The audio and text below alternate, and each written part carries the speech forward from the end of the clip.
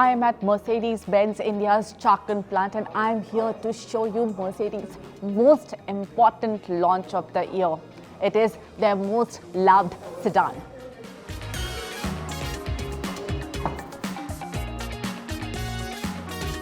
Ladies and gentlemen, मिलिए नई Mercedes E-Class से। इंडियन मार्केट में ये Mercedes E-Class का 6th जनरेशन है, ग्लोबली 10th जनरेशन है और E-Class बेहद इंपॉर्टेंस रखती है Mercedes के पोर्टफोलियो में, क्योंकि सेल्स के लिए ये काफ़ी बड़े आंकड़े Mercedes के लिए लेकर आती है। इसके साथ ही ये एक तरह से इंडियन मार्केट में Mercedes की जो एक बादशाहत है उसको भी इस्टेब्लिश करती है।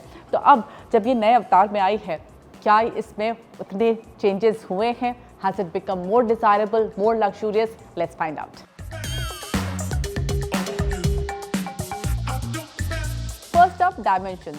It is the long wheelbase E-Class that you get in India, and it has gone longer and taller. Overall length has gone up by 14 millimeters and now stands at 5092 millimeters. Wheelbase 15 millimeter बढ़ गया है और अब ये 3094 millimeters पर stand करता है. Height too has gone up by 13 mm. Don't fix what ain't broken.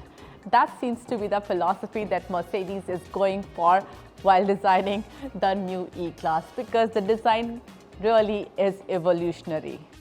Up front, you see this wide grille with the TriStar logo in between and the star bits spread out throughout the grille. फिर E-Class की पहचान रही है headlamps का dual treatment और वो आपको यहाँ पर ये डुअल LED हेडलैम्प सेटअप में दिखाई देता है। नीचे बम्पर एरिया काफ़ी कुछ मुझे तो कम से कम पुरानी E-Class की याद दिला रहा है। It's on the side that you get the sense of the length of this car and it's really long. यहाँ पर आपको ये 18 इंच के अलॉयज़ मिल रहे हैं। देखने में ये मुझे काफ़ी एलिगेंट लग रहे हैं।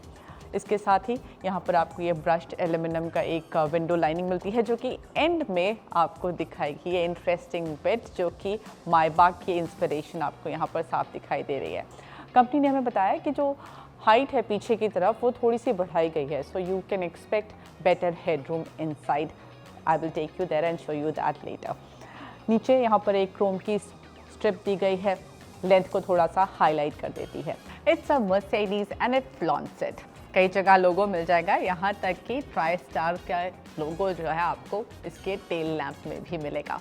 अब यहाँ पर आपको इसका जो बूट स्पेस है वो भी दिखा देती हूँ, क्योंकि ये बूट जो है वो जेस्चर कंट्रोल से भी खुलता है और ये जेस्चर कंट्रोल काफ़ी सीमलेसली काम करता है। बहुत बार ऐसा होता है कि कई बार किक मारना पड़ता है उसके बाद खुलता है। अब यहाँ बूट देखें तो ठीक ठाक साइज़ लग रहा है, 2 बड़े साइज़ के बैग्स आ जाएंगे, उसके बाद जगह शायद थोड़ी कम बचे, लेकिन जो स्पेयर व्हील है वो यहाँ फ्लोर के नीचे है, तो स्पेस इज एक्चुअली यूजेबल। ऊपर की तरफ अगर आप नज़र डालें तो यहाँ पर आपको दिखाई देगा E200 का लोगो। So let me also tell you the engine choices that you get in this car. E-Class will come with petrol and diesel choice, and you also get a starter generator which will produce an overboost of 23 HP and 205 Nm. Now let's talk about the engine. The M254 petrol engine produces 204 HP and 320 Nm of torque. The E220D gets OM654M diesel engine. No other product in the segment gives you an option of diesel. It produces 197 HP power and 440 Nm of torque. Just love the way the flush door handles open either through a swipe, and this time you also have a keyless entry. So that's also there. And one more interesting bit is the soft close. This is where all the magic has happened.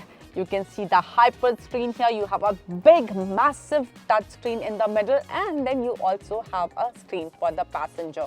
Then you have the digital driver display, but very interesting stuff has happened here. You get the new MBUX system, and this is AI powered. Now what does that mean? That means that this car will learn from your habits and then will try and adjust it according to your preferences. For example आप किसी root को हर रोज़ लेते हैं तो of course जब अगर आप उस टाइम पर निकल रहे हैं तो उस रूट का मैप आपके सामने होना चाहिए या नहीं, ये प्रॉम्प्ट आपके पास आ जाएगा। अगर आप हर फ्राइडे शाम के 8 बजे लॉन्ग ड्राइव पर जाते हैं तो ये कार विल लर्न दे कि आपकी उस वक्त की सेटिंग्स क्या हैं, और वो आपको ये प्रॉम्प्ट करेगी कि क्या आप उन्हीं सेटिंग्स को इस्तेमाल करना चाहते हैं। Isn't that interesting?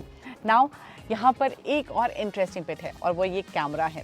This is a selfie camera. तो आप जब अपनी लॉन्ग ड्राइव्स पर जा रहे हैं, अपनी फैमिली के साथ, फ्रेंड्स के साथ गाड़ी को एंजॉय कर रहे हैं, you can use this selfie camera to click pictures and even take videos. ये डिजिटल AC वेंट्स हैं, तो आप इन स्क्रीन से इनका डायरेक्शन वगैरह मैनेज कर सकते हैं। And I really like the way they have lined this dashboard with that AC went. It looks very neat and the entire design of the dashboard is quite digital but also very modern and also very elegant. You get this open pore wood finish here, और ये जो यहाँ इसका जो बंद और खोलने का सिस्टम है ना, वो इतना स्मूथ है, बहुत अच्छा लगता है।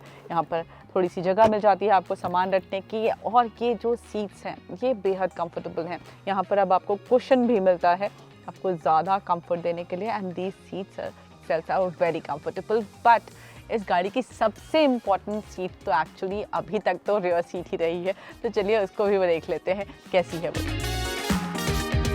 This seat is actually very comfortable.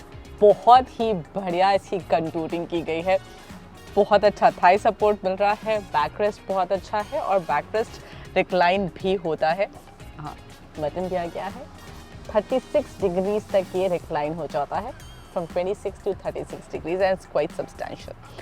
अब स्पेस भी यहाँ पर बहुत अच्छा मिल रहा है, और शॉफर पैकेज भी मिल रहा है। मतलब आपको बस ये बटन दबाना है और उसके बाद आप अपनी सीट की जगह आगे की सीट कंट्रोल कर रहे होंगे, यानी कि आप उसको पूरी तरह से आगे कर सकते हैं। You also get 4-zone AC, a dual panel sunroof, electrically adjustable sun blind, even the quarter glass has a sun blind. And you also get a large size armrest which has a wireless charger, a pad to keep your phone, and some space to keep other knickknacks.